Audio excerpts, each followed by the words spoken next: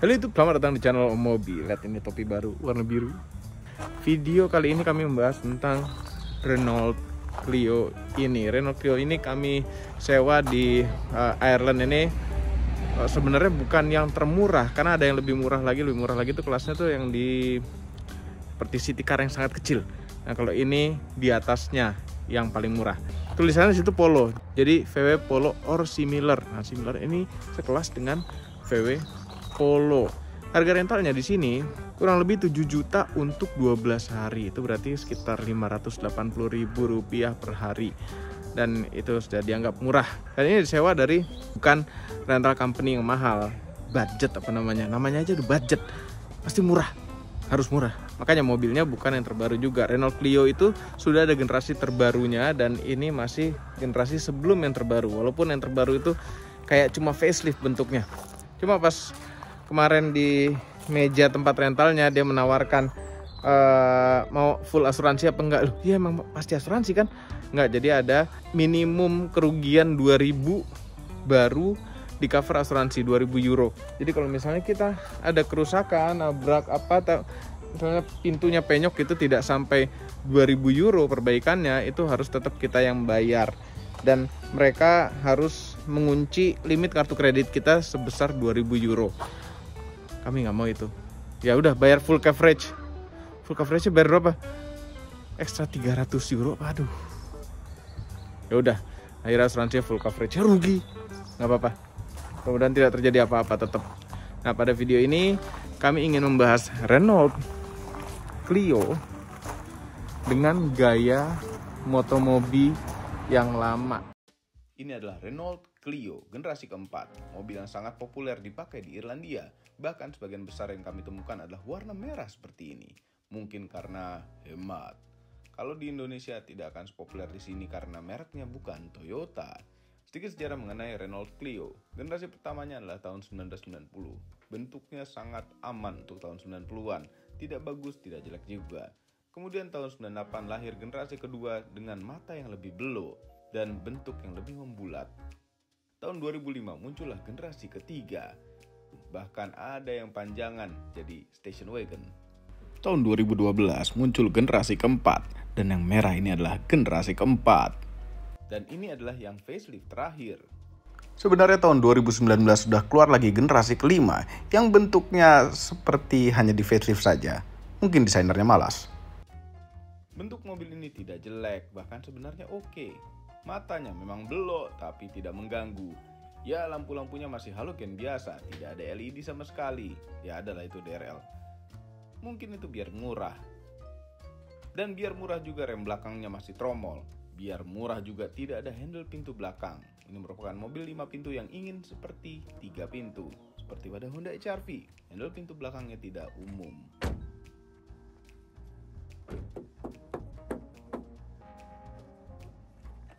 Biar murah juga ada lubang untuk buka tangki bensin, model masukin jari. Di sini. Biar murah juga jumlah silindernya hanya 3. Total kapasitasnya tidak sampai 1000 cc. Tapi ini pakai turbo. Kami suka turbo. Ya, hanya menghasilkan tenaga 90 horsepower dan torsi maksimal 135 Nm saja. Ya, cukup saja.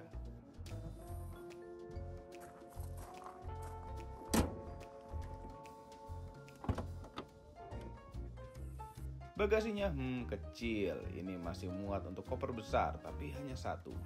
Jok masih bisa dilipat, tapi tidak bisa rata lantai. Jadi tidak bisa gelar tikar. Ban serepnya tuh ada nggak sih?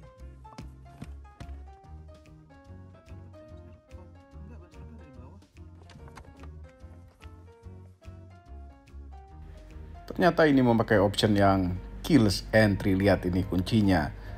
Kunci model kartu namun tebal. Kartu remi ditumpuk.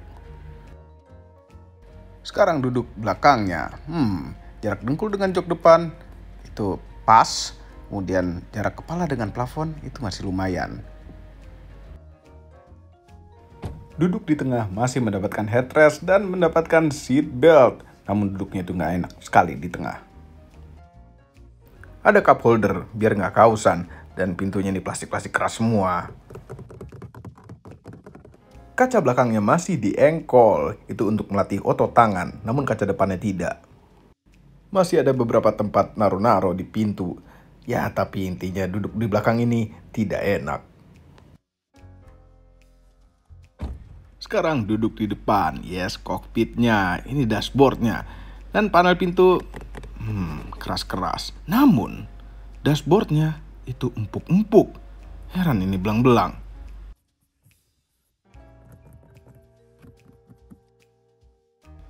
Biasanya yang floating itu adalah head unit, tapi ini rame-rame, head unit dan AC-AC-nya floating. Pakai start stop engine button yang posisinya agak kurang dimuliakan. Head unitnya itu layar semua, ini punya navigasi sendiri, dan puter-puteran volumenya itu fisik. Nah, ini bisa Apple CarPlay, tapi lewat kabel. Untuk pengontrolan AC itu masih puter-puteran biasa, tapi arah semburannya bisa lengkap, defogger depan, dan ada defogger belakang juga. Ini penting untuk negara 4 musim. Oh iya, kami lupa bilang ini transmisinya manual dengan 5 percepatan. Maju, 1 percepatan mundur, dan masuk-masuk giginya biasa-biasa saja. Tapi koplingnya itu ringan.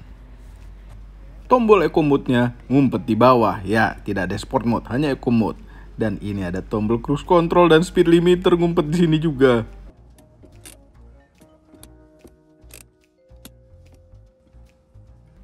Ini ada kemewahan. Wipernya itu auto, luar biasa.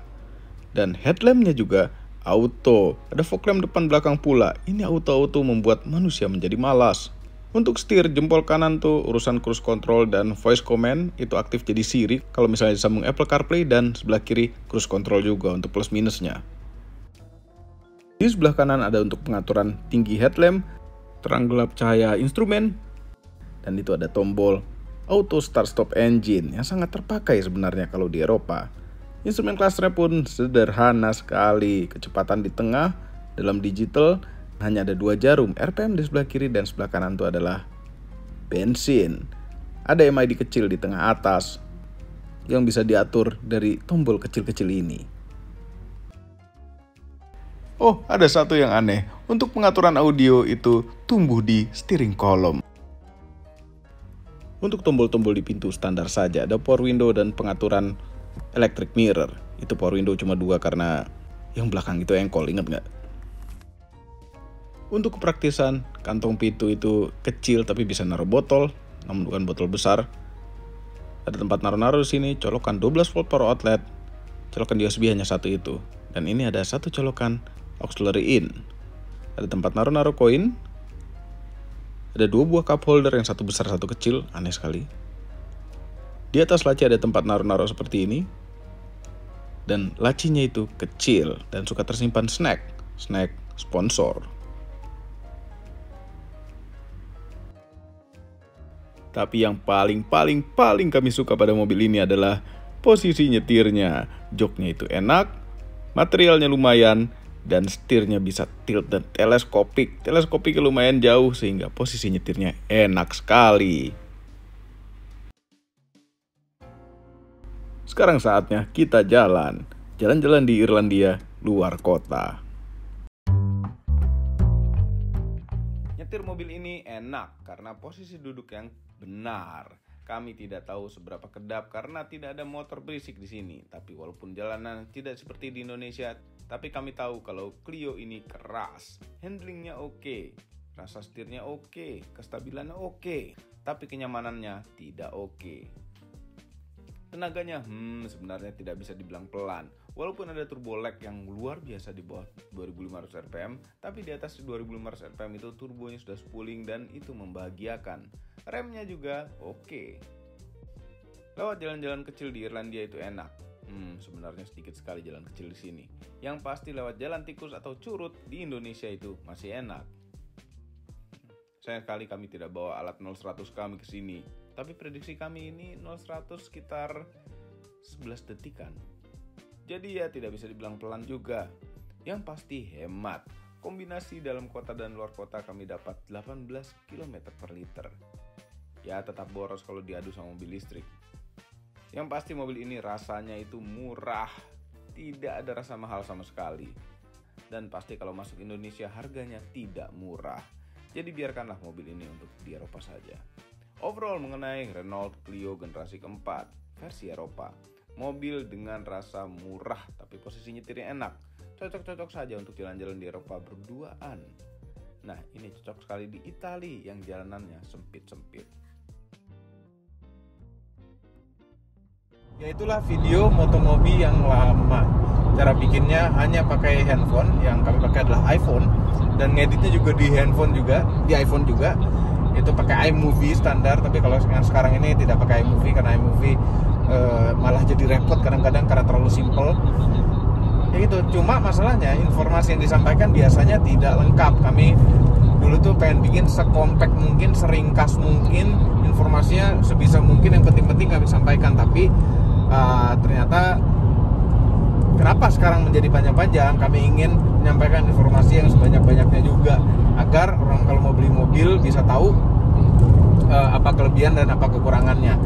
Dan memang review jujur itu kadang tidak disukai oleh APM-nya. Cuma ya udah, kami kan membuat video, membuat tontonan, membuat konten untuk Anda ya, biar tidak salah pilih mobil. Cuma untuk video kali ini memang ini Renault Clio di luar negeri, nggak ada hubungannya dengan apa-apa, makanya kami tampilkan video ngetes lagi, nyoba lagi video review motomobi yang lama ini di channel Om Mobi, bukan di channel Motomobi, karena channel Motomobi sudah berubah gaya jauh dan sudah pakai kru sekarang, sudah pakai kamera beneran, sudah diedit pakai alat edit beneran, dan cara pembuatannya juga lama, jauh lebih lama dibandingkan dengan dulu. Kalau dulu waktu kami membuat yang dengan gaya seperti ini tuh kadang mobilnya hanya dipinjamkan 1 jam, 2 jam ya, atau di showroom pura-pura test drive. Aduh, indah pemandangan dia tuh.